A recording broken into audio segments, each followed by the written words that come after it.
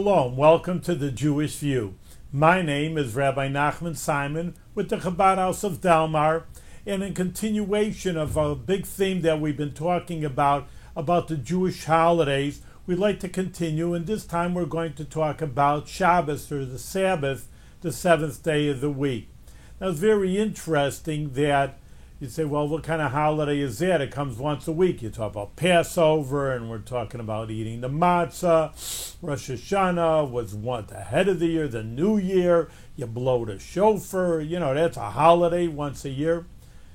What's the Sabbath? The Shabbos comes once a week, and what kind of holiday is that? But don't let that throw you off, because it is human nature that something that happens every day, you say big deal, and something that happens once a year, oh, this is a special season, a special time. Just we always talk about even the creation. If you would see the sunrise, you're saying it's the middle of the night, and I tell you, in a few hours it's going to light up the whole world. That's something, wow, that's a special thing, but obviously, everybody was saying, fine, it's sunrise, and we know it's going to light up the world. What's the news around here? What's the big deal? So it would be a big deal, but it happens every day, so it's no big deal. But on the other hand, it's something very tremendous, the dark world, and now it's light. So if you think about it and you're in tune with it, and you don't think, well, it happened every day of my life, what's happening, what's special about it? But it is very, very special. So the same thing with the Sabbath. It's once a week. It's not once a year, so big deal. In any case, it is very, very special, and that's what we're going to discuss. First of all, like we always like talking about the basic idea, the basic Judaism of the idea, and then we go into deeper ideas about everything, the Kabbalistic, mystical ideas of what the Sabbath really is. And then back to the basics. And it says right in the Bible that God made the world in 6 days. One day he did this, he created light and darkness. Second day this, and the third day this, and he went on for 6 days. It's right at the beginning of Genesis. And then all of a sudden, by the seventh day, he rested. Now we have to understand, really it's a subject in its own right. I didn't want to deal with the creation now. We have dealt with it in the past. Of course, it's totally against what scientists say, 10 billion years, 5 billion years, whatever their billions of years is that took to create the world that we have today. And here the Torah, the Bible says it took 6 days instead of billions of years. How could that happen? So we talked about it once before, but I wanted to tune into the Sabbath. And then it says, and on the seventh day, he rested. Now, but what does that mean? What does it mean that God rested? Well, if you take a person, obviously a worker, and that's where Jewish law gets it from. You work 6 days, it's tough. You go to your job, and especially in the olden days, you're a farmer, it's very, very difficult work. But in the seventh day, all right, I'm going to sit back and rest. So you understand what kind of resting it really is. On the other hand, we're talking about God, and God he's not a farmer, and even though, again, it's an incredible world, an incredible creation, so many wondrous things, and we have dedicated, like I said, many shows to this idea, and not just, who cares about science, and who cares about the world, we're dealing with religion. That really isn't true at all, because God, who created the world, he created this beautiful universe, and the science, meaning the method, how he created the world or how the world works, is all part of God's plan. So it's not, again, science versus religion. Really, science complements religion is really the proper attitude.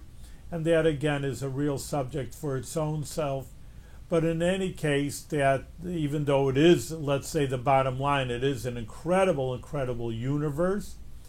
And even to create one thing, to clone a sheep, it took science, and it's the latest science to make even one thing. And here you made a universe with light years and stars, and we all know what it is. But think about for a second, and just to create this world, really, it was an incredible achievement. So, but you're dealing with God again, and for God, it really, maybe it was a beautiful idea. You could see the fingerprint of God in the universe and how it was created. On the other hand, for God, it didn't take too much effort. Very Kabbalistically now, that God creates his energies in the world through his name. That you actually, and again, let's look at a human being, what a human being's name is, what aspect of their name is, and then we can correlate that to God's name. All right, so a person's name, I'm a person. If I be on, or any person, be on a desert island, I don't need a name. What do I need a name for? Someone to call me. No one's calling me. I'm a totally 100% person. And on the other hand, I don't need a name unless someone's there. If there's 5 people on the planet, or my island, my deserted island, and someone wants to call me, they do say, hey, you, 5 people turn around. Say, hey, Rabbi, oh, here I am. So therefore, that's why you need a name. So that's what, let's take that to God's name. The God's name is really an extension of himself. He himself does not need a name. He is who he is. And God's name is his energy to create something outside of him. Just like I need a name for somebody else, not for me. I'm a person. I don't need a name. But hey, you want to call me? Here's my name. So therefore, that's what God's name is more like an outward expression of who he is. So he created the world with God's name. And this is very holy and it's very Kabbalistic and mystical ideas.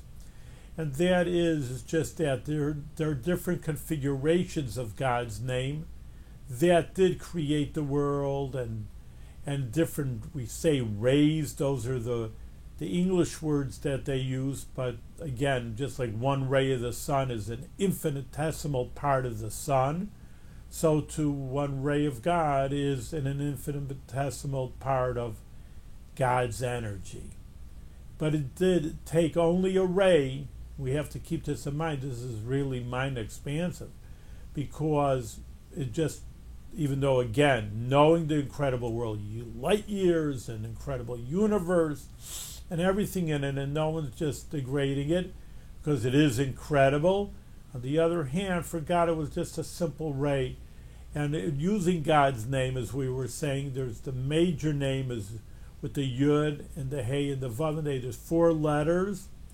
And the last letter, the Hey, it says in Kabbalah, he created the world with just a Hey. Now, that Hey has the H sound, and that's almost the simplest letter to pronounce. Because if I say a B, I got to put my lips together, or you can do it yourself with all the other different letters. Well, when you go hey, you go huh, hey, he. It just doesn't. You don't have to use your lips, and you don't have to use too much of your tongue. You just go breath, huh, and you got a H sound. So therefore, that's also again that abstracts that idea to the Almighty, that when they say he created with his hey, it was just a little bit of a vapor, so to speak. Again, you're dealing with God, and he's not physical, of course, but comparatively, just like the human being, it was just like a no action. It wasn't like he worked to make the world, or it's a lifetime achievement. And so back to the question, if it was so less effort for God to rest, to work, why did he need to rest? If I just talk now, I mean, even you're talking with a friend, you're just shooting the breeze with a person. Oh man, I talked to someone on the phone for 10 minutes, my friend. Oh, I got to take a rest. I got to sit in the couch. What do you have to sit in the couch? You talk. It's nothing to a person just to talk for 10 minutes, let alone a few letters. Oh, I spoke a few letters. Now I got to rest. So what does it mean God had a rest? You say, we just said, he created just with the letter Hey, and now I have to rest. So this is a very, very deep idea. Kabbalistically, how God rests on the 7th day, but it means in a simple sense that he stopped creating. that we said for 6 days, and you read in the book of Genesis, he created this, he created the planets, he created the suns, and he created living things, animals, and then he created man. He's creating all kinds of things, and now he needs to rest. What means rest? He's not going to create anymore. And now it's a little bit of an interesting Kabbalistic question, because we don't say, and a lot of people think that way, but it's not true, that some people don't believe in God altogether, but some people do believe in God. They say, well, it is an incredible universe, and I just don't see a Big Bang flopping together and making the incredible world that we have. And that would only be logical. And they say, well, maybe God did create the world once upon a time, whether they say 5,778 years, which is what Judaism says, that's what year we're in, or a billion years. All right, that whatever it took for God to create the world, maybe he created the world and got bored. Just like a human being would create something, a painting or whatever, making a vase, and you can walk away from it, and you see in museums, things can last for thousands of years. Pyramids, they worked hard on it, and you don't have to do anything to it, and it'll last for thousands of years. So maybe that's what God did. He made a big universe. Granted, God made it, but then he walked away from it, whatever that means, and he's not right here in the world. I mean, there's obviously corollaries of that, because then if you say prayer, who you're praying to, God's gone. There's no one there. I mean, and on and on. What are you doing anything for God or because he cares about anything? He's not around. You're doing it for nobody because he's not even around. So there's our ramifications for that attitude. But the bottom line, Judaism says anyway, it's not true that God's involved. Yes, he did create the world 5,778 years ago, but he's totally involved creating the universe every second, because this world would revert back to nothingness if God wouldn't be here recreating the world every second. Now, then saying, well, you said he rested on the seventh day, but now you contradicted yourself, and you can ask and say, well, he's creating the world just like on a Sunday, Monday, Tuesday, he's creating the world on the Saturday. The world's not being dead or something, reverting back to nothingness on the Sabbath, on the seventh day. The world keeps on going. So it's a very good question, and we need a Kabbalistic, mystical answer for that. And really we say that, and externally we are correct, that God is creating the world. Things are going through the world. I mean, the world's going on, like we said at the beginning of the show, there's sunrise, sunset on Saturday, just like there is on Sunday, Monday, Tuesday, etc., throughout the entire week. And so therefore, he is creating the world even on Saturday. But that's the external part of God, and we said that. It's not a lifetime achievement. He has to put his all into creating the world. It's a very, very, very external ray of God compared to who he is and what he can do and what he does do. So therefore, when we say that, we say using the more inner aspect of God, he's on a higher level, and that's what it means. He rested. He's not inwardly putting his willpower or making anything new on the Sabbath. And therefore, and this is the big therefore, this is the idea where the Jewish people rest on the Sabbath also. What do we rest from? So again, we have to define terms right away. What means resting? So like I said before, a person works 6 days a week, and he's working Sunday through Friday, and all of a sudden he's resting. Well, what's resting? Sitting back and watching a baseball game and, drinking a beer. So he says, well, yeah, I'm at rest. I didn't go to work, and I'm just sitting around and doing nothing, watching the TV and not working. So that could be an answer. That's how people do rest. But that's not what Judaism says how a Jewish person should rest. That there are different things that you cannot, just like again we said about God creating the world. Well, we can't create things either. How do we create? Painting a picture, and even sewing, so to speak. You're making a new cloth. In those days, nowadays too, people do sew things, they sew their dresses, but for the most part, we go shopping, but that idea of, and if everything's ready-made, but in any case, sewing, for example, I just said drawing or coloring, just in a lot of preparation for food that we cannot cook on the Sabbath because you're making something new. I mean, people do say in a little bit, this is my creation, look at this, I made a cake. And it's my creation, it's a beautiful thing. Well, sometimes it's just a ready-made cake and it doesn't take too much effort. But in any case, there is an act of creation there. Which leads me, and again, I always are talking to people, and debating them about what they think is different ideas of God or different ideas, Judaism. One of the ideas would be, for example, and there's many ideas like that of like cooking, how much effort they say it takes to cook. Well, again, you can make a beautiful cake and a 6-course dinner, and obviously that takes a lot of work, but that's not what they're talking about. They're just making a hard-boiled egg, putting on the oven. Well, what takes so hard? Well, you take some water from the faucet, and you flick your hand to turn the heat on, and what kind of effort does it take to make a hard-boiled egg, for breakfast? So that's a major issue, I know, and many people say, you carry it on to a lot of things, especially in our society. In our society, things are flick the switch, you turn the lights on. The olden days, you maybe had to make a match, and it took effort. Even lower, even earlier times, you had to rub 2 sticks. All right, they say that was effort. Now, what's the effort in flipping on an electric switch? What's the big deal in that? What kind of effort is that?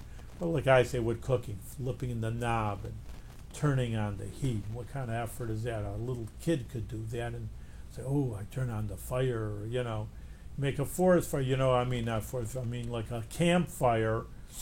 All right, that's an effort. You got to get the wood, and you got to get lit, and, keep it going, and adding more wood. All right, I understand that's, a lot of effort, but what's turning on, flipping on an oven, or hitting a button nowadays? What kind of effort is that? So that's a lot of people's argument, where they don't have to keep the Sabbath as Judaism really would like you to, and not do any work, but they're missing the point. It's not really about effort. And I'll give you an example. Another one of the works is not carrying, because carrying, all right, originally you're carrying a load, but then again they say, well, what if I carry my handkerchief? That's an effort again, same kind of examples we've been saying. You're talking about effort. It's no effort to stick a handkerchief in your pocket, and big deal, you carry a beam of wood or something, then it's a lot of effort. But handkerchief. So the answer to that again is in that there are different laws. For example, let's say we have upstairs, downstairs in our synagogue on Delaware Avenue. We have an upstairs and downstairs. Well, we need more chairs upstairs. A lot of people came. So people are bringing in a table and schlepping, you say in Yiddish, schlepping a table upstairs, and you're bringing in chairs, and you see these guys are tired. It could be a hotter day, and it's hard, schlepping a table, schlepping chairs out. Oy vey, that's on the Sabbath? That's a lot of work. No, that would be, maybe it is an effort, but it's not a work. You can go from down, you can't carry inside, outside, but go from the first floor to the second floor and going up the stairs with a bunch of chairs, that would be, and you need the chairs, that would be perfectly allowed.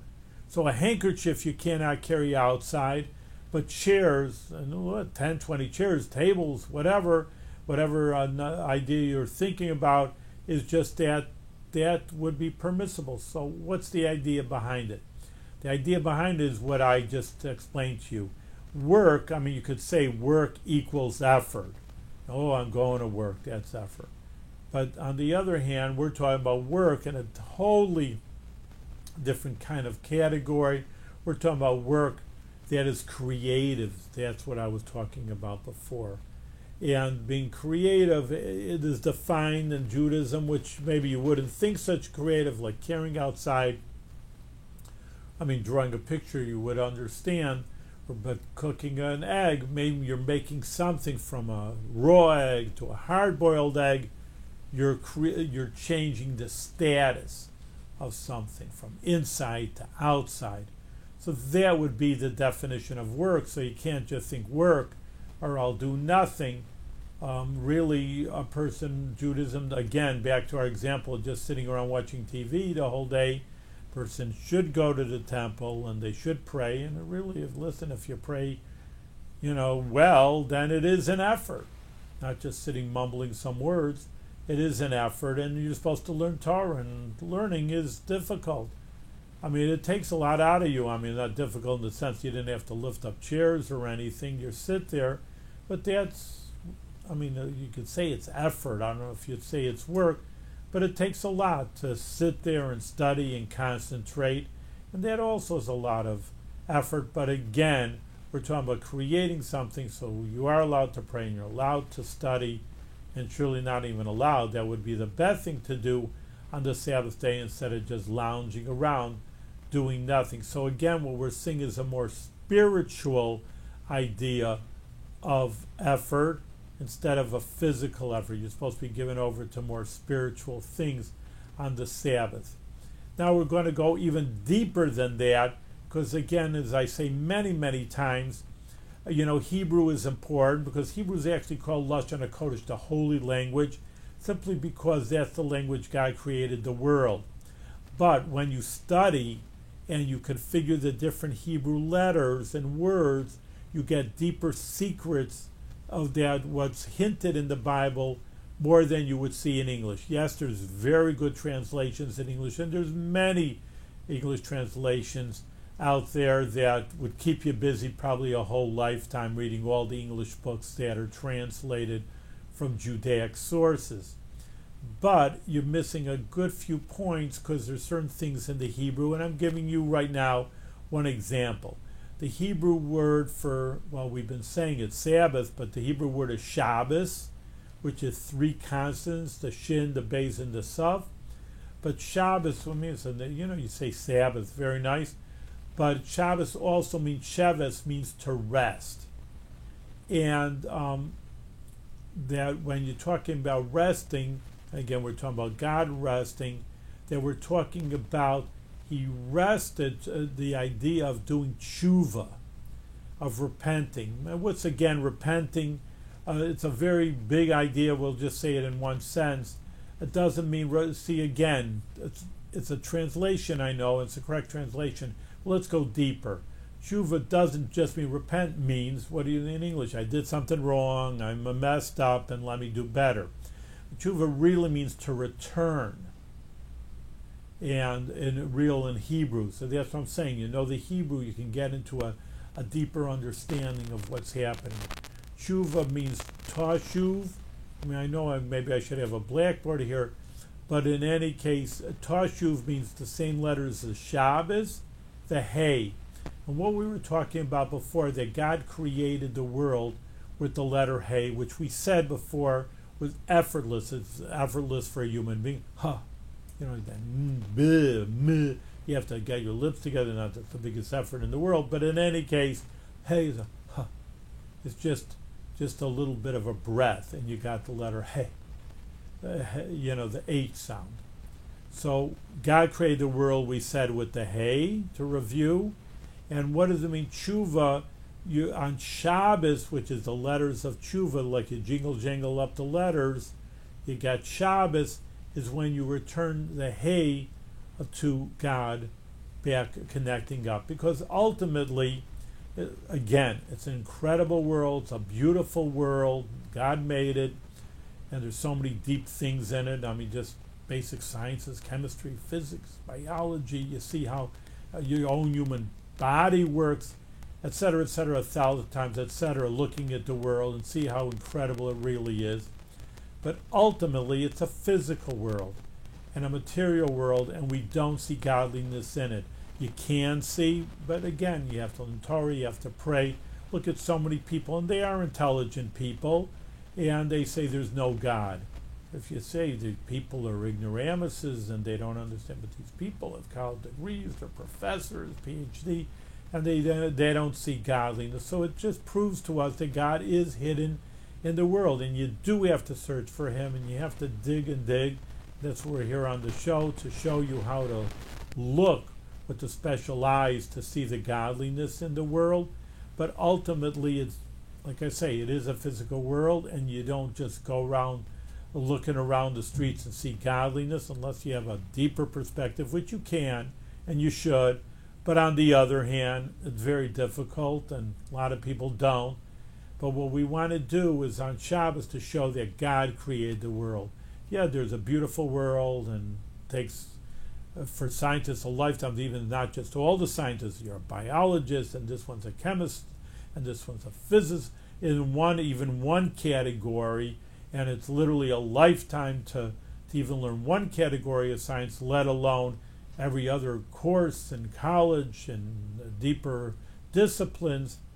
But ultimately, what we're trying to do is connect the world and everything in it back to godliness, and that's what means tashuv hey, return the hey, return it back to spirituality, because, and that's what the Shabbos is, meaning when you have Shabbos, there's 6 days a week. Again, you work and normal, and everything's normal. A farmer's a farmer, and a doctor's a doctor. Everything's normal, so to speak. It's a normal profession. But when you say stop for Shabbos, why are you stopping working now? What's today? Well, you tell them, again, back to our basic idea. God created the world in 6 days, and on the seventh day he rested. There's a God part of the world. So you stop for a day and return back to that spiritual source, that you just say all those 6 days, yeah, I was working like everybody else was working, but I'm acknowledging once a week that there's a God created the world. So in a certain sense, that's how we started the show. Well, there's holidays and Passover.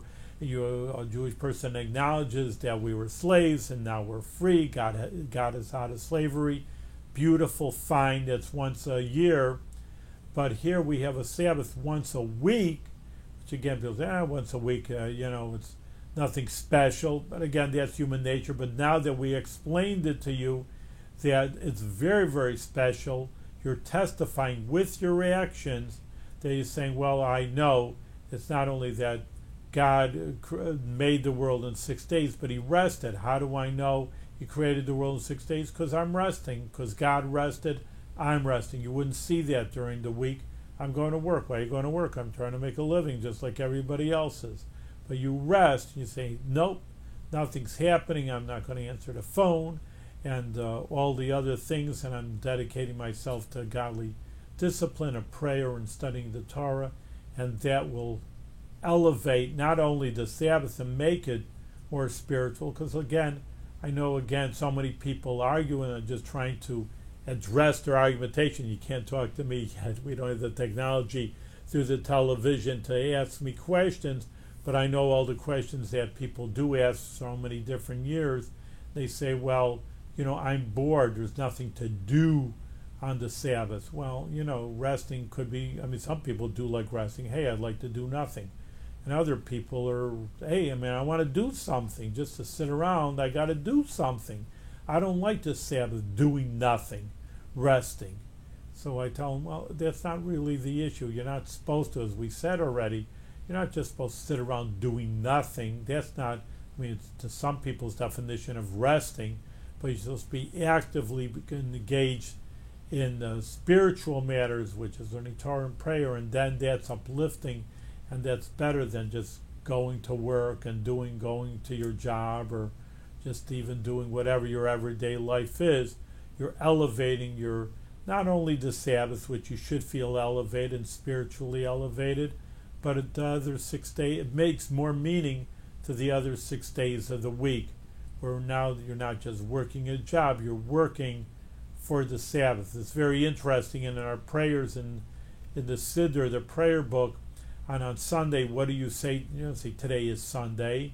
You say, well, in Hebrew, today is the first day for Shabbos. You're always looking for for Shabbos, because therefore your Sabbath day elevates the previous 6 days, and the coming 6 days there's a higher purpose in our lifetime, which I think is important for people. People don't work, what's the meaning of their life?